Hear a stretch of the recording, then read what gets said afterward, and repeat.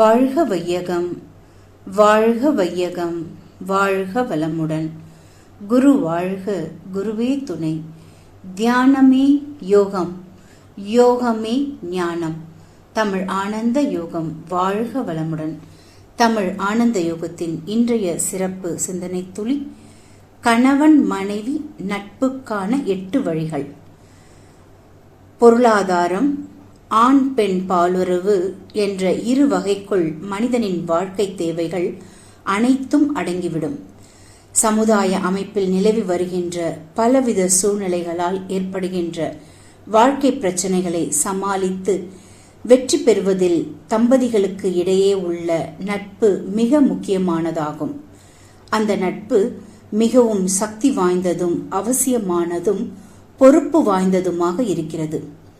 தம்பதிகளின் மனம் ஒத்த நட்பின் மூலம் கிடைக்கின்ற பலதரப்பட்ட வாழ்க்கை வசதிகளையும் இன்பங்களையும் வேறு எவ்வித வழியிலும் பெற முடியாது. வாழ்க்கை செல்வங்களுக்குள் மிக சிறப்பான ஒன்று தம்பதிகளின் நட்பு ஆகும்.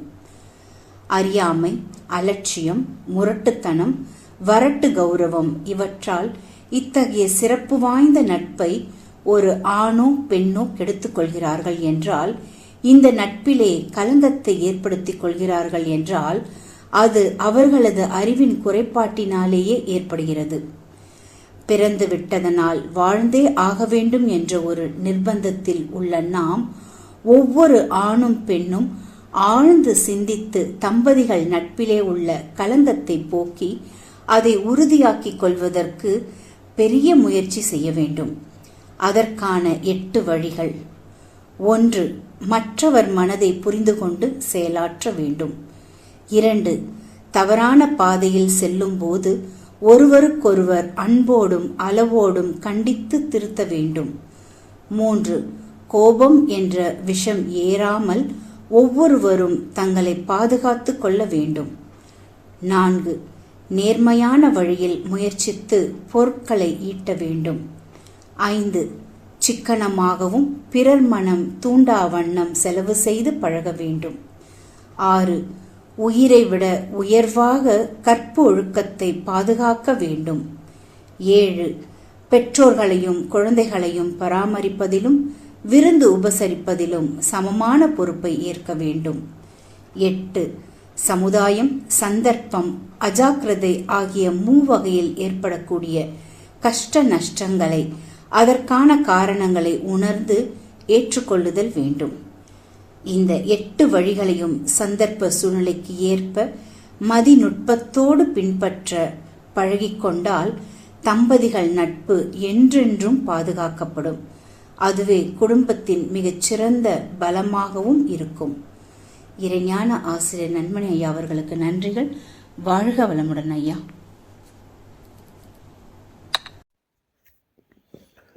வாழ்க வையகம், வாழ்க வையகம், வாழ்க வளமுடன். குரு வாழ்க, குருவே துணை. இன்றைய சிந்தனை தொழிகள் வாசித்த ரிஷிபாபா அம்மா அவர்களுக்கு நன்றி. தியானமே யோகம், யோகமே ஞானம். தமிழ் ஆனந்த யோகம் வாழ்க வளமுடன். இன்றைய சிந்தனை, கணவன் மனைவி, ஆண் பெண் நட்பு, இவை உயர்ந்த நிலையை அடைவதற்கான 8 வழிகள். அதாவது உறவு என்று சொல்கிறோம். பல வகையான உறவுகள் இருக்கிறது. இந்த உறவுகளைத்தான் இணைப்பு, யோகம் என்றெல்லாம் நாம் அடிப்படை வாழ்க்கையிலே புரிந்து கொள்கிறோம். இந்த அடிப்படை வாழ்க்கை என்ற யோக வாழ்க்கை என்பதையே மகரிஷி அவர்கள் உறவு என்பதை அடிப்படையாக கொண்டுதான் இந்த யோகம் என்பதை சொல்லுவார்கள். யோகம் என்றால் இணைதல், இசைவாக இணைதல் என்று சொல்வார்கள் அல்லவா? ஆம், அதில் அடிப்படை என்னென்ன இருக்கிறது என்றால் உடல் உயிர் இணைப்பு, உடலுக்கும் உயிருக்கும் ஒரு உறவு, அதுதானே இணைப்பு என்று சொல்லும்போது கூட இணைந்து இருக்கிறது. அதனுடைய உறவு எப்படி இருக்கிறது? இனிமையாக இருக்கிறதா? அதுதானே வாழ்க்கையில் நாம் அதாவது அந்த யோகம் என்று சொல்லுகிறோம். அதே போல உயிருக்கும் மனதுக்கும் ஒரு உறவு, அதில் ஒரு இனிமை, நமக்கும் சமுதாயத்துக்கும் ஒரு இணைப்பு, உறவு, இனிமை. கடைசியாக நமக்கும் அந்த இயற்கையாகிய இறைநிலைக்கும் ஒரு உறவு. இந்த 4 உறவுகளைத்தான் வாழ்க்கை என்று சொல்லுகிறோம். இதுதான் யோக வாழ்க்கை. இந்த உறவுகள் இனிமையாக இருந்தால் அது ஒரு ஆன்மீக உறவாக மலர்கிறது என்பதை நாம் உணர்ந்திருக்கிறோம். அதில் அந்த 3வது உறவாக இருக்கிறதே, நமக்கும் சமுதாயத்துக்கும் ஒரு உறவு என்று நாம் பார்த்திருக்கிறோமே. அந்த உறவிலே ஒரு உச்சகட்டமான உறவு எது என்று சொன்னால் ஆண் பெண் உறவு, கணவன் மனைவி உறவு, தம்பதியர் உறவு. இதுதான் நமக்கும் சமுதாயத்துக்குமான உறவிலே ஒரு உச்சகட்டமான உறவு. அதாவது நாம் சிந்திக்கலாம், பெற்றோர்கள் குழந்தைகள் உறவு என்று ஒரு உறவு இருக்கிறதே. அதாவது பெற்றோர்கள் குழந்தைகளோடு இருக்கக்கூடிய உறவு, குழந்தைகள் பெற்றோர்களோடு இருக்கக்கூடிய அந்த இரு பகுதியிலும் இருக்கக்கூடிய உறவு இருக்கிறதே, அது உயர்ந்த உறவு இல்லையா என்று நாம் சிந்திக்கலாம். இருக்கிறது. அந்த உறவு ஒரு குறிப்பிட்ட கால வரையறையை உட்பட்டதாக இருக்கும். ஒரு பெற்றோர் அந்த குழந்தை தன் உடலாலும் பொருளாலும் பொருளீட்டக்கூடிய அளவுக்கு வரும் வரை அந்த உறவு முழுமையான 100% உறவாக இருக்கிறது. அதன் பிறகு அவன் தனது வாழ்க்கையை வாழ ஆரம்பிக்கும் பொழுது அந்த உறவு குறைந்து விடுகிறது. அதே போல பெரியவர்களாக ஆகிவிட்டார்கள், வயதானவர்களை பராமரிக்கக்கூடிய ஒரு நிலை வருகிறது. அப்பொழுது அதே அந்த குழந்தை மீண்டும் அந்த பெற்றோர்களை பராமரித்தல் என்ற ஒரு உறவு 100% மாறுகிறது. அப்போ ஆரம்ப காலகட்டத்திலும் அந்த இறுதி காலகட்டத்திலும் அது 100% இருக்கிறது.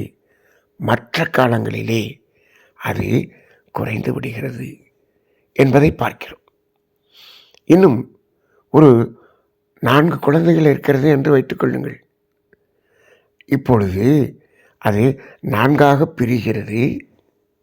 அந்த 4 குழந்தைகளினுடைய பருவ காலங்களுக்கு தகுந்தாற்போல் அந்த உறவு, அதில் ஒரு உறவு, அதிலிருந்து ஒரு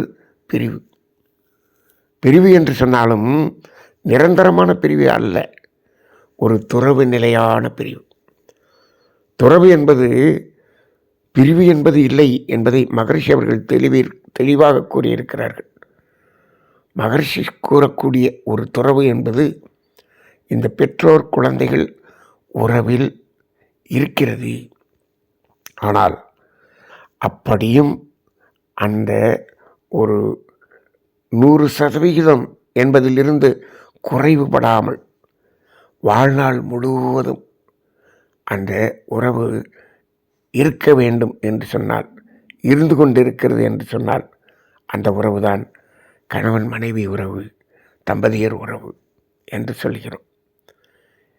இப்போ இந்த உறவுக்குள்ளாக நாம் மேலே சொன்னோமே 2 உறவுகள், அந்த உறவுகள் இந்த உறவுக்குள்ளாக அடங்கியிருப்பதை நாம் பார்க்கிறோம்.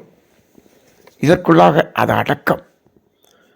எப்படி ஒரு தம்பதியர், ஒரு கணவன் மனைவி, இவர்கள்தானே குழந்தைகளை பெற்றெடுக்கிறார்கள்.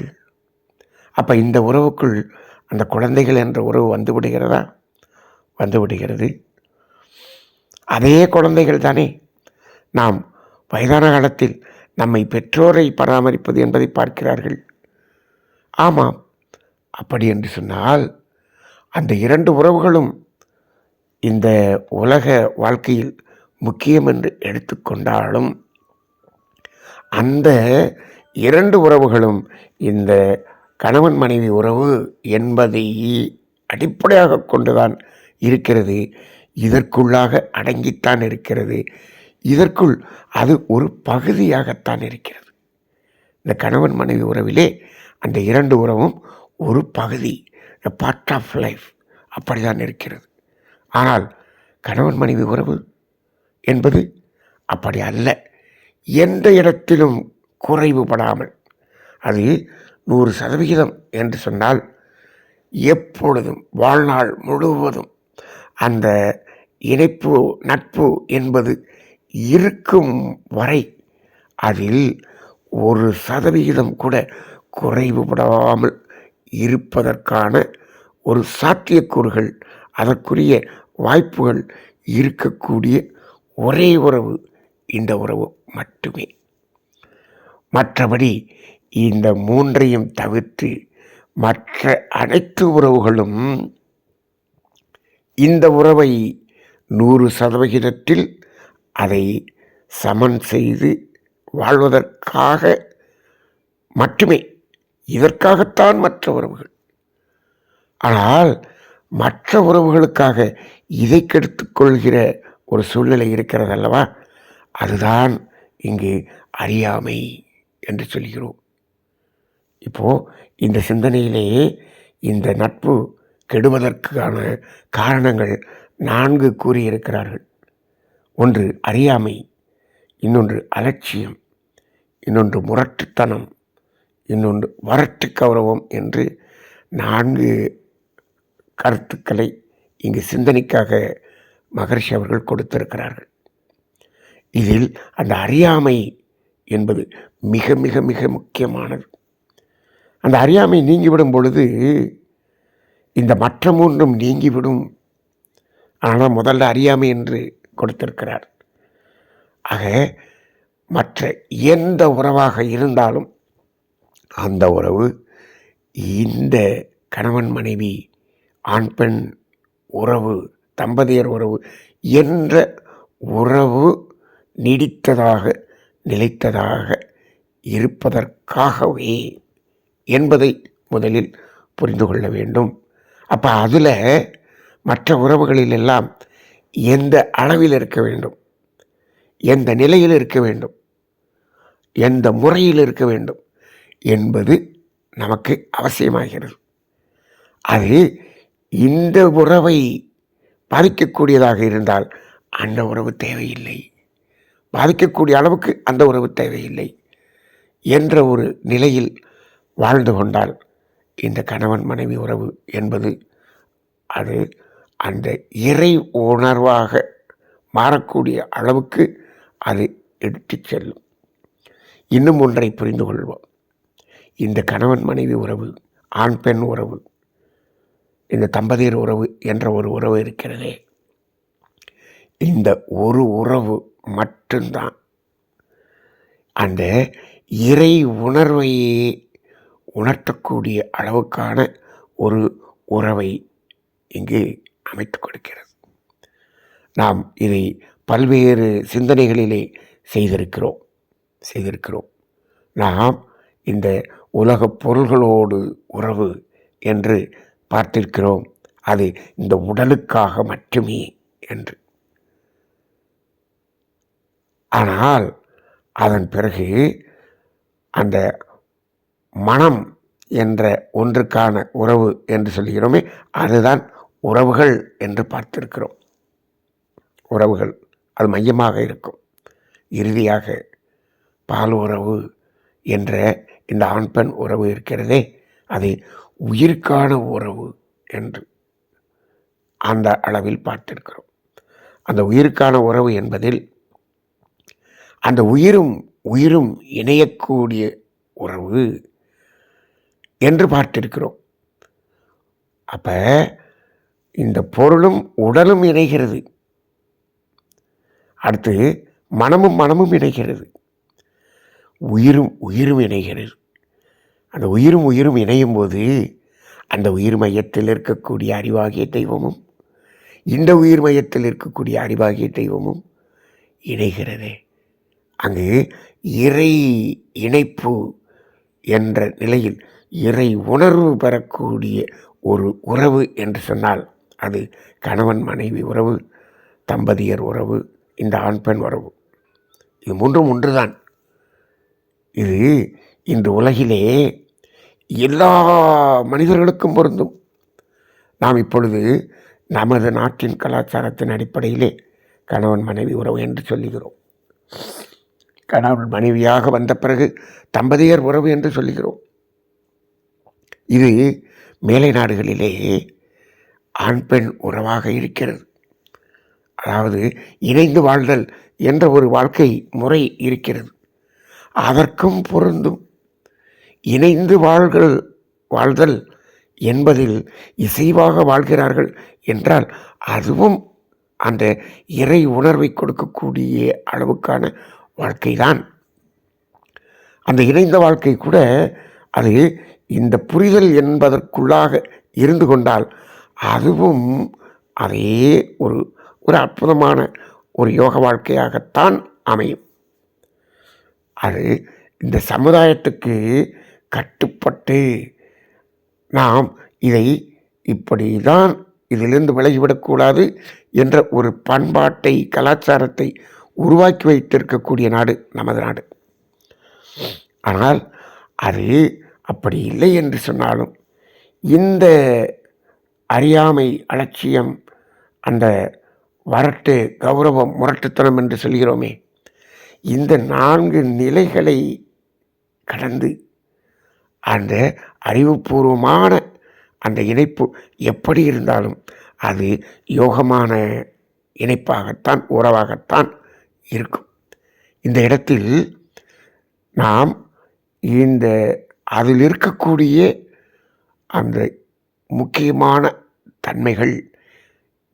தன்மைகள் என்று கூட இல்லை, இயல்பான தன்மைகள், இயல்பான நிலைகள், இவற்றை உணர்ந்து கொண்டால் எந்த நிலையிலும் அந்த இணைப்பு இறை உணர்வை கொடுக்கக்கூடியதாகத்தான் இருக்கும் என்பதை நாம் உணர்ந்து கொள்ள வேண்டும்.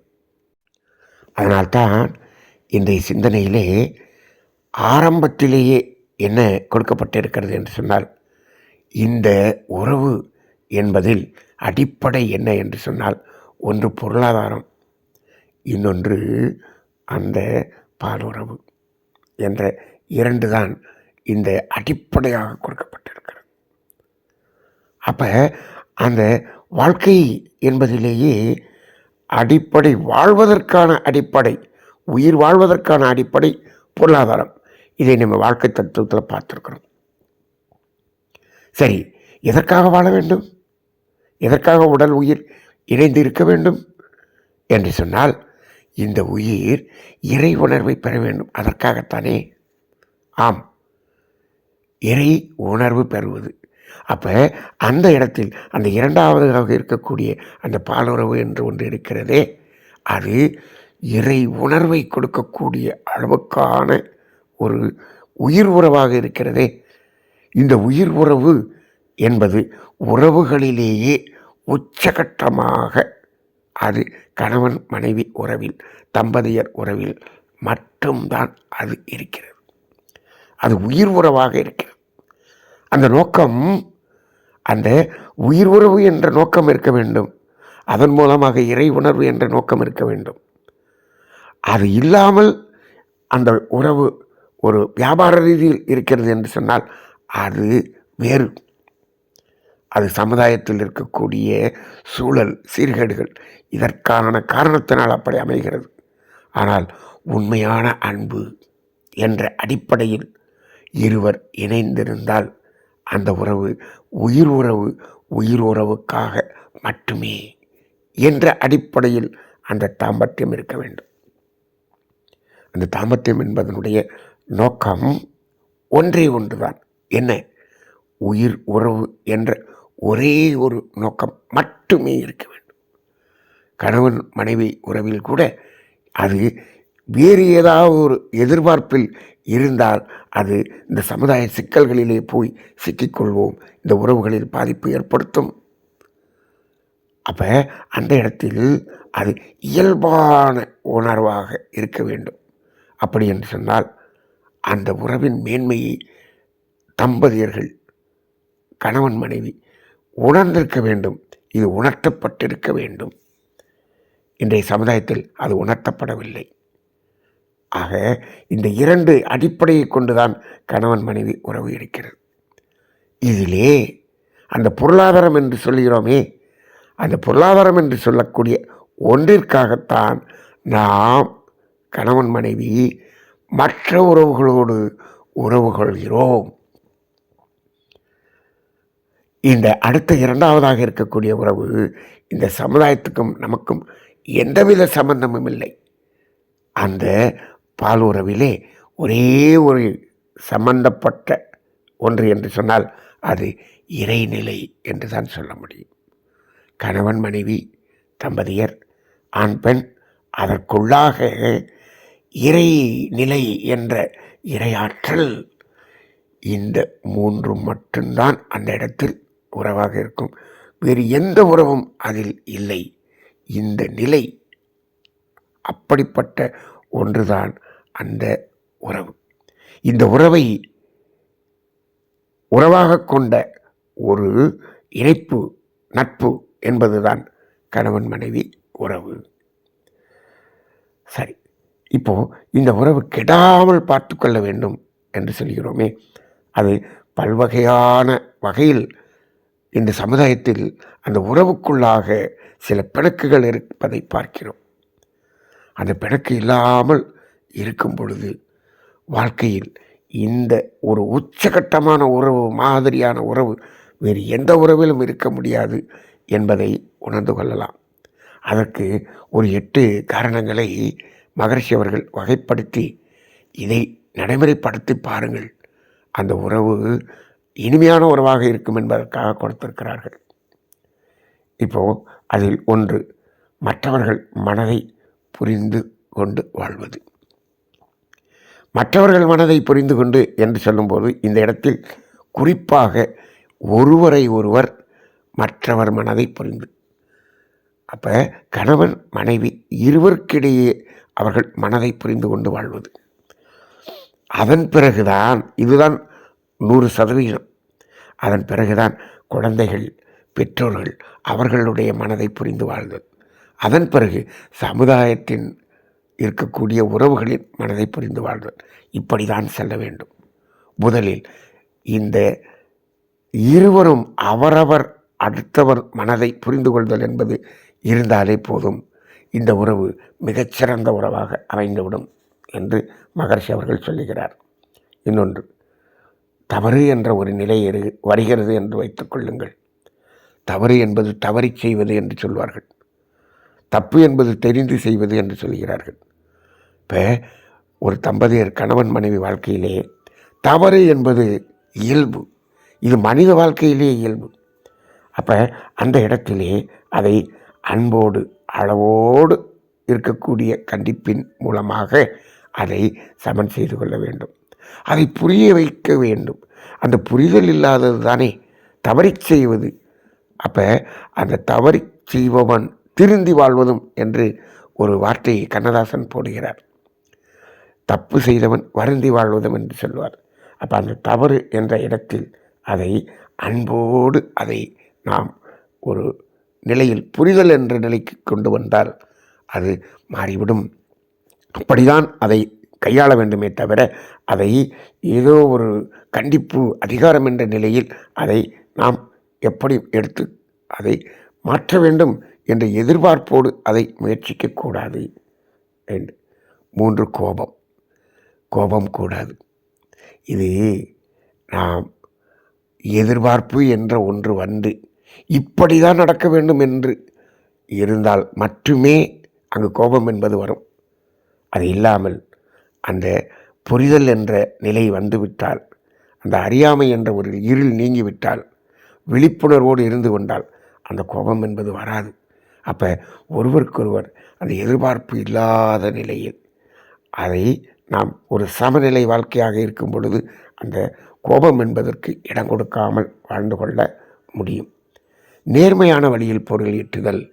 இப்போது இது நேர்மையான வழி என்று சொன்னால் அது ஒன்றுதான்.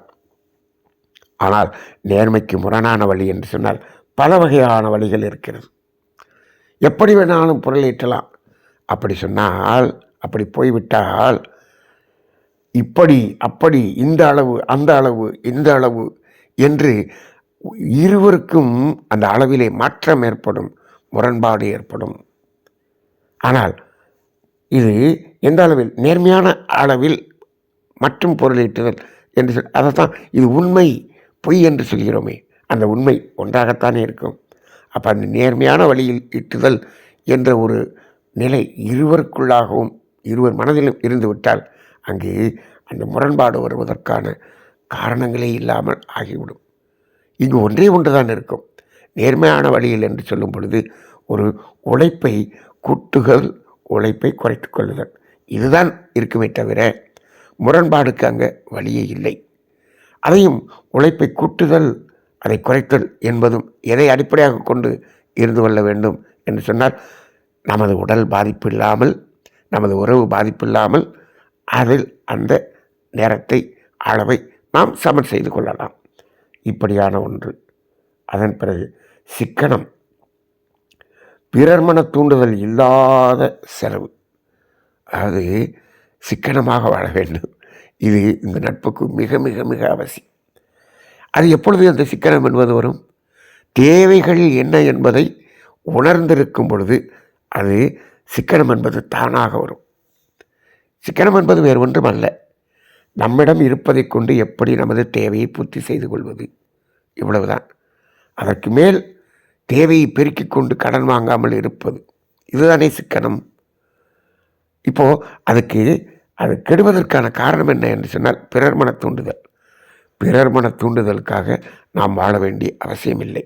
ஏனென்று சொன்னால் நமது தேவைகள் வேறு, மற்றவர்கள் தேவைகள் வேறு. ஒருவர் தேவையில்லாமல் ஏதோ செயலை செய்கிறார், நாம் அதை செய்ய வேண்டும் என்ற அவசியமில்லை. ஏன்? அதை செய்து அவர் துன்பத்திற்குள் போய் சிக்க இருக்கிறார். நாம் அந்த துன்பத்துக்கு போக வேண்டுமா? நாம் இந்த வாழ்க்கை தத்துவத்தை புரிந்து வாழ்ந்தோம் என்று சொன்னால் இந்த பிறர் மன தூண்டுதல் என்பது தேவையில்லை. ஏன் பிறர் நம்மை தூண்ட வேண்டும்? நமது வாழ்க்கை என்ன என்று நாம் புரிந்து கொண்டால் பிறர் நமக்கு இதுதான் தேவை, இப்படிதான் வாழ வேண்டும் என்று சொல்லித்தர வேண்டிய அவசியமில்லை. நாம் சொல்லித்தர வேண்டியது ஒன்றே ஒன்றுதான், வாழ்க்கை தத்துவம் என்ற ஒன்றை சொல்லிக் கொடுத்தால் போதும். வேறு எதையும் அவரவர்கள் சூழ்நிலைக்கு தகுந்தாற்போல் கொண்டார்கள் என்று சொன்னால் இந்த உறவு சிறந்த உறவாக இருக்கும். கற்பு ஒழுக்கம். இது அந்த கணவன் மனைவி தம்பதியரிடையே அந்த அன்பான உறவு இருக்கிறது என்று வைத்துக் கொள்ளுங்கள். அந்த அன்பு நீடித்து இருக்கும் பொழுது இந்த கற்பு ஒழுக்கம் என்பது தானாக நிகழும். அதில் எந்த ஒரு குறையும் வராது. இப்போது இந்த இடத்திலே இந்த தேவையை அதிகப்படுத்திக் கொள்வது, இந்த பிறர் மன தூண்டுதலின் மூலமாக வாழ்வது, தேவைக்கு அதிகமான உணவை எடுத்துக்கொள்வது, இப்படி எப்படி நாம் வாழ்க்கையின் அந்த தத்துவத்திலிருந்து விலகுகிறோமோ அப்பொழுதுதான் இந்த ஒரு நிலை உருவாவதற்கான சூழ்நிலையே உருவாகும்.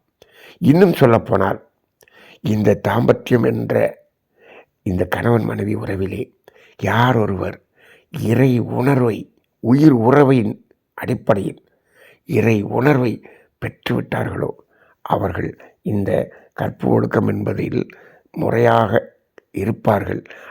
அது பற்றிய எண்ணமே இல்லாமல் இருப்பார்கள். ஏன் என்று கேட்டால் இங்கு இவர்களுடைய இந்த உயிர் உறவே இறை உணர்வை பெறக்கூடிய அளவில் அவர்கள் உறவில் இருந்து கொண்டால் இதே உறவைத்தானே எல்லா இடத்திலும் பெறப்போகிறோம். இங்கு அது பூர்த்தியாகி விடும் பொழுது, முழுமையாகி விடும் பொழுது அங்கு எந்த தேவையும் இருக்காது. கற்பு ஒழுக்கம் தானாக வரும். அந்த அடிப்படையில் இந்த உறவை எப்படி வைத்துக்கொள்ளும்? உயிர் உறவாக வைத்துக்கொண்டால் இந்த கற்பு ஒழுக்கம் என்பது தானாக நிகழும்.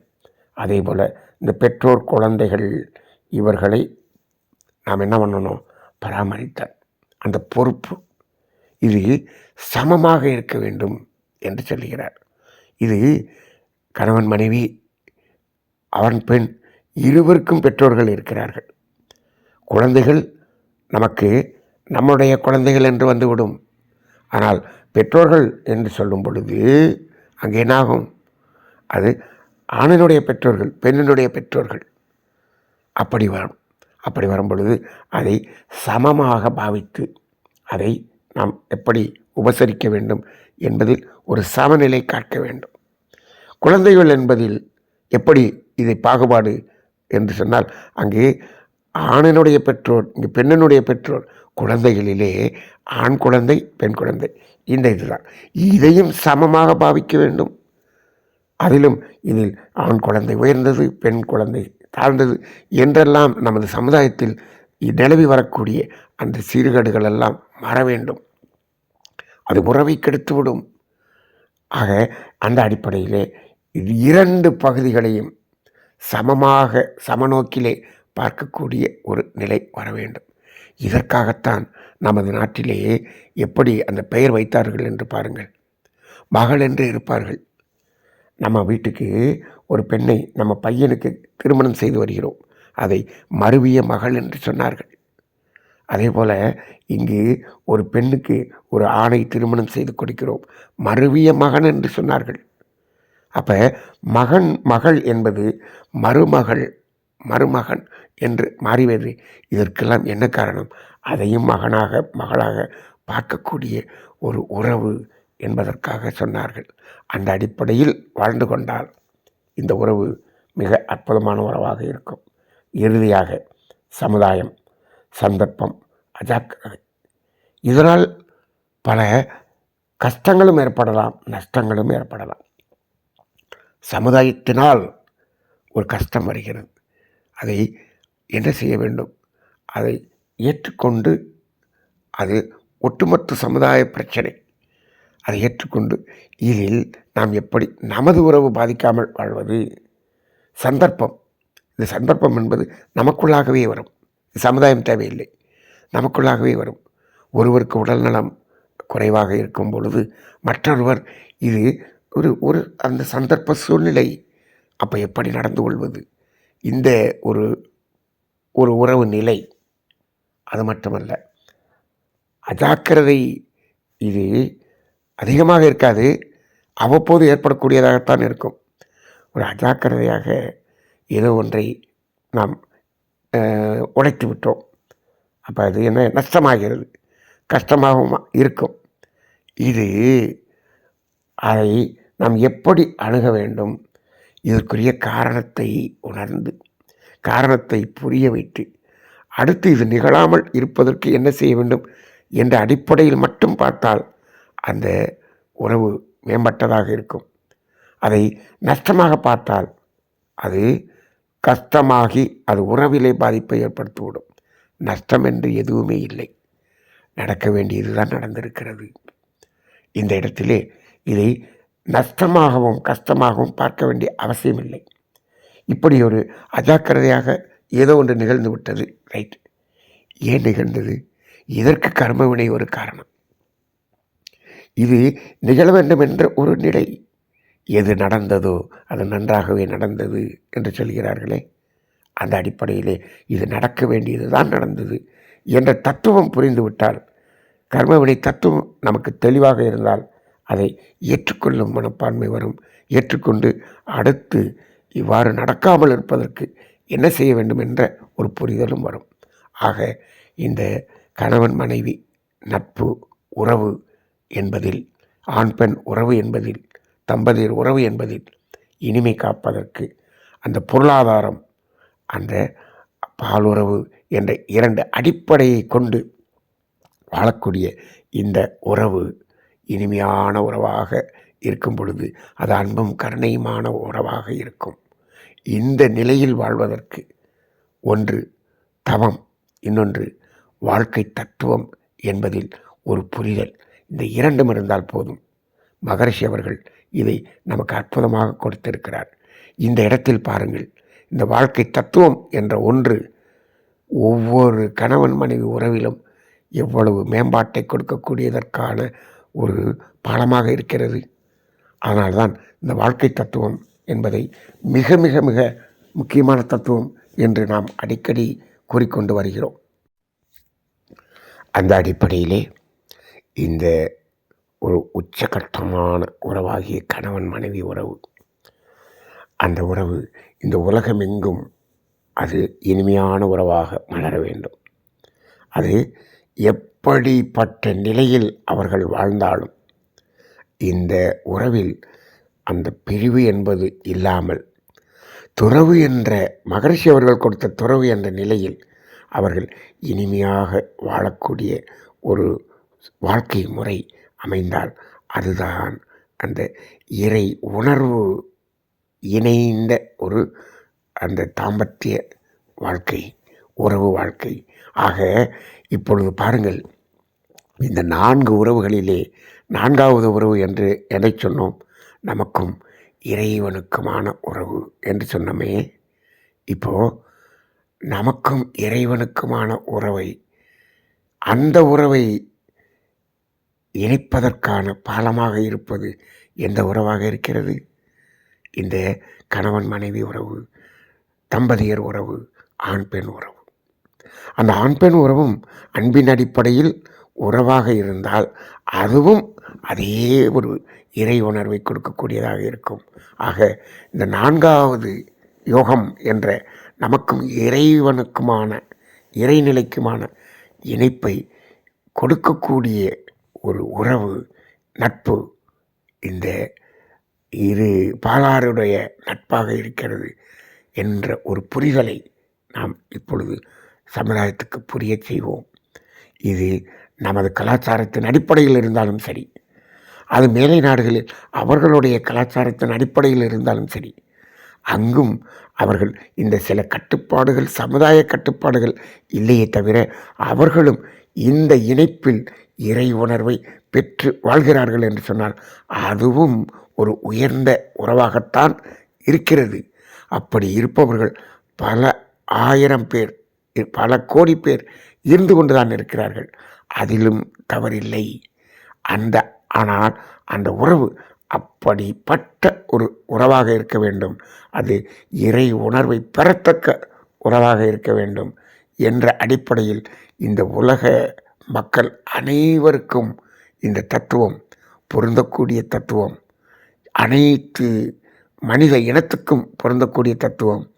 மனிதன் தனது வாழ்க்கையில் நோக்கத்தை நிறைவேற்றுவதற்கு இது இந்த இணைப்பு என்பது ஒரு பாலமாக இருக்கக்கூடியது என்பதை புரிந்து கொள்ளக்கூடிய தத்துவமாக இருக்கிறது. இன்றைய தத்துவத்தை ஆழ்ந்து சிந்தனை செய்து கொள்ளுங்கள், சிந்தனைக்காக எடுத்துக்கொள்ளுங்கள்.